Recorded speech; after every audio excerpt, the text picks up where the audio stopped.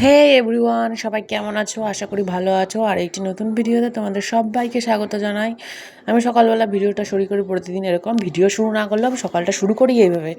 বাবা লোকনাথ আর জয় মনসা, এটা মা আর বাবা দুজনকে নমস্কার করি, তাই আমি দিনটা শুরু করি। তারপরে আমি ছেলের জন্য যে স্কুলে টিফিনটা পাঠাবো গোলা রুটি, ওটা ব্যাটারটা তৈরি করে রেখেছিলাম, কারণ এটা অনেকক্ষণ থাকলে পরে ব্যাটার মানে বানিয়ে রাখলে পরে না এটা হচ্ছে ভালো সুন্দর হয়। তার মধ্যে এটার মধ্যে তাল মিষ্টি দিস, তো তাল মিষ্টিটা গুলে যায়, তো মিষ্টি মিষ্টি। আর বাটার দিয়ে যেহেতু ভাজি, হালকা হালকা লবণ, বেশ ভালো লাগে খেতে।